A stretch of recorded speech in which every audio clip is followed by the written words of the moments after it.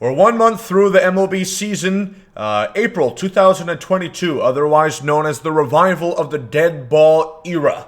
It's funny, a lot of complaints about the hitting system in MLB The Show, perfects or squared up balls not going for hits. Hey, have you watched Quick Pitch, fella? The same thing's happening there. You said MLB The Show's not realistic. Bunch of surprises, the Reds being eliminated from playoff contention almost already. A shocker for most of us, I'm sure. But we've had a lot of really good performances. And of course, that means April POTM program is coming in real hot to MLB The Show this Thursday. We're going to make our predictions. Let me know in the comment section down below who's getting the Lightning Diamond. There's a lot of great candidates. A lot of surprisers. Eric Hosmer went from the most shit-on baseball player to perhaps one of the best so far. Leave them down below. Leave a like if you guys do enjoy. Subscribe if you guys are new to the channel. And let's go ahead and get into this one. First thing first, a couple things to say. Yes, Mike Trout has been fantastic, but he has a 97 overall card, and the most that this POTM is going to be is 95. So I don't even want to see Gomer. Don't watch the Angels games, huh? Why isn't Mike Trout a candidate? The same thing goes, unfortunately, for a guy like Jose Ramirez. I really wanted this POTM card. It would be insane, but a 91 overall up to a 93 with my parallel and inside edge. He's not on inside edge today, but usually a 93 and inside edge. It doesn't really make sense for him to get another card, so just keep that in mind. Nolan Arenado, the same thing. Buxton's close, but he's already an 89 line series, so it makes it quite tough. Let's get into this one, and we're going to start off with Shane McClanahan, Sugar Shane. He's been really good so far. It sucks to most casuals. You're finally getting to know guys like Tyler Glass now, and he's probably hurt for the whole season. The Rays get good pitchers, they get hurt, or they trade them for slapdick prospects. But that pitching lab is crazy, so they've got up-and-comers. McClanahan's been really good, striking out a ton of batters. Usability of this card is not going to be great. 4 pitches. I don't always add pitches for these guys. He'll have a hot fastball at 98, but probably would just be something for a Rays fan to go ahead and fawn over right there. Andrew Vaughn for the White Sox. Nobody, and I mean nobody's performing in Chicago. They're either hurt or they are not looking good, with the exception of Tim Anderson. Jose Abreu, Yasmani Grandal, Luis Robert, Lou Bob are all having very cold starts, very Chicago-esque weather, Midwest weather to start the season. They did not look great, but Andrew Vaughn, 103, 90 power, hit one of those home runs while I was at the Twins game. Been pretty good. Again, this card isn't going to be crazy. He just deserves one. He's been really good, about a 940 OPS. I think 5 homers in the month of April. So, reward him with the card here. And he's going to get 12 green parallels by the end of the year.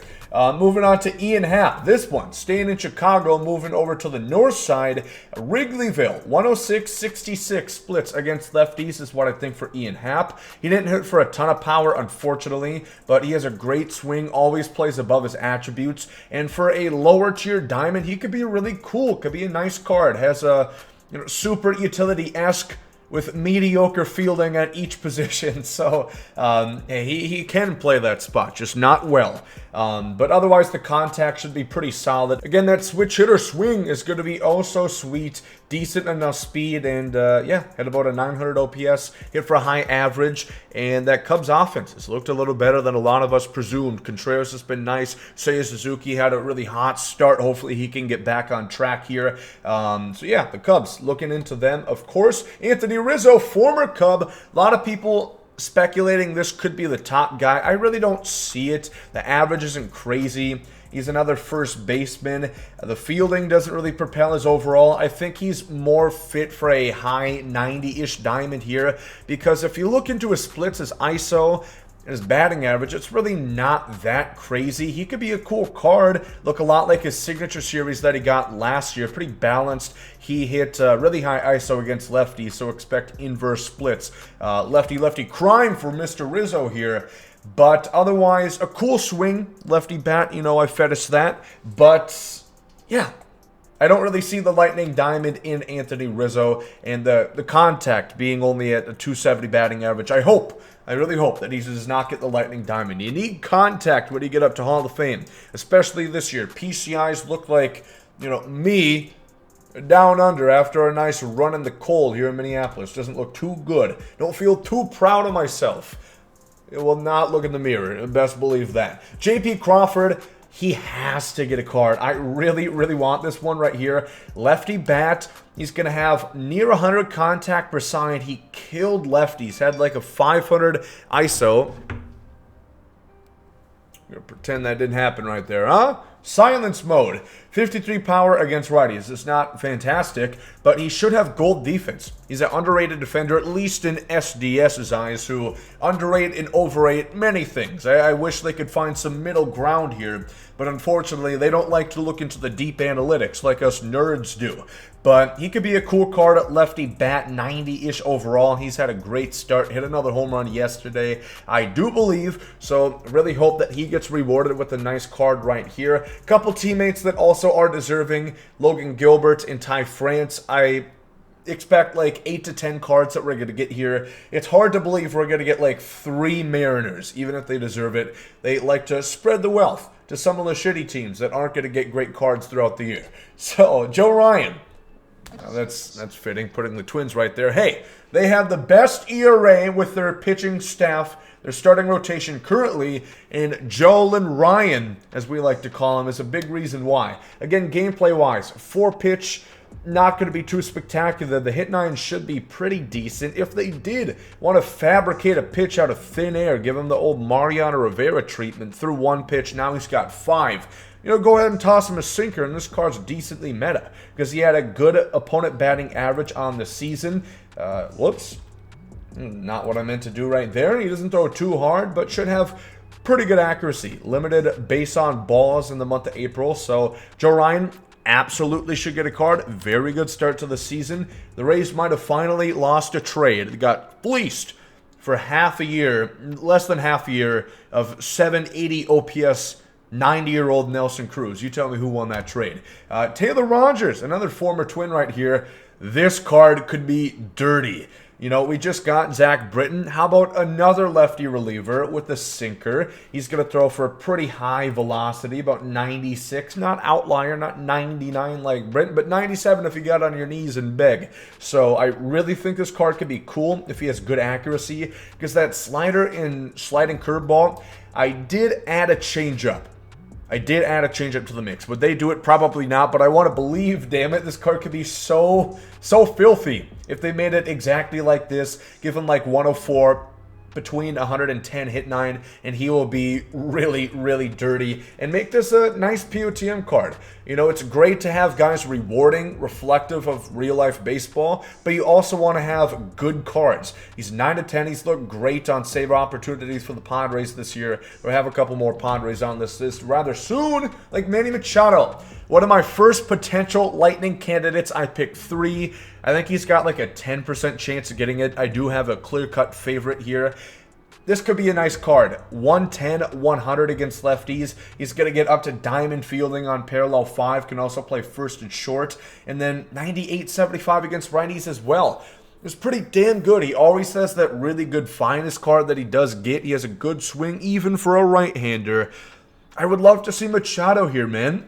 He's had a really strong start, not hitting a ton of home runs or anything, but hitting for a high average, which is, reflective in the card right here. Tons of contact, and this is one option. The next one is going to be Eric Hosmer, his teammate, as we mentioned in the intro here. By some force of nature, somehow, he has managed to go from perhaps the most overpaid and cooked player in baseball to looking better than he ever has. He's hitting a crazy, like, 380 batting average through the first month. Not a ton of power, but 75, 77. It's going to be like a Don Mattingly. Not crazy. Enough power on a perfect fly ball to hit it to the warning track. A home run if there's like 30, 40 mile an hour wind blowing outward. Like a literal tornado would maybe the ball carry out of the ballpark. At like Yankee Stadium, the short porch. Okay, not that bad. Jesus, Gomer. But the fielding isn't really there. Don't ask me why he has pitches as the secondary positions. I was using show zone, and there was a little bug right there, unfortunately. I don't think this is going to be a two-way Eric Hosmer, but no secondary positions for him. He's locked at 1B, which is not hugely needed position. Let me know. I'm not sure. Let me know out of these 3 potential lightning cards, which one do you like most? I think a lot of you guys are going to say this one right here. Carlos Rodon has been so good. The one question about him is can he stay healthy? He has, and he's looked great. I gave him 100, hit 9. He probably deserves even a little bit better. His live series is 83, but it seems like they want to slowly creep up on that attribute. Randy Johnson is 105. Manoah has 99. I don't think they want to really push the envelope with that quite yet, but maybe you could give him like 103. I just don't think you need to top Randy Johnson, you know, one of the greatest pitchers of all time. Yep. You had a really good month, man. Go ahead. You're now better at limiting hits than Randy Johnson. So I gave him a sinker. If they give him lightning card, they almost certainly are going to give him that pitch again. You might not like it. I don't necessarily like it. But that's it. You know, the sinker's the meta. If that pitch is not on the card, people are going to say L in the stream. They're going to be, oh my god. Mid, why drop it? So give him a sinker. I don't like it's the meta, but it is. So if he has good control on these pitches, he's going to throw pretty hard. Like 97, 98 on the four seam, and I give him 93 in the sinker. I think this is realistic. I think that's about 50% chance of the lightning card, maybe even higher. He was so good, and I could see him starting out with the pitcher because a lot of the hitters that do deserve it, like Jose Ramirez, Mike Trout, they probably aren't going to get it since they are already too high of an overall to start out. But let me know what you guys think. Those are my predictions for Player of the Month for the month of April. A lot of guys had good months. A lot are deserving. But at the end of the day, you can actually see, you know, more or less how many cards they're going to have this year, because you can just go into the April POTM program. Of course, the Andre Dawson's going to be there on that path as well. But it looks like probably, I don't know, 3, 4, 5, 6, 7 cards, and then the Lightning Diamond at the very end, 185. Or maybe that's a collection at the end, kind of like they did with the Seiya Suzuki. I'm not too sure, but you can expect it's going to be pretty good. And you're going to get a Dawson there too, a dust collector, a collection fodder at some point of the year, I'm sure. He's an okay card. You're an okay card. Stop it. Quit being mean. We have ranked seasons rewards tonight. We're covering that on the channel. We'll be live on stream. Stay tuned. Leave a like if you guys enjoy. Subscribe if you guys are new to the channel. Thank you for watching. Hope you guys have a great day.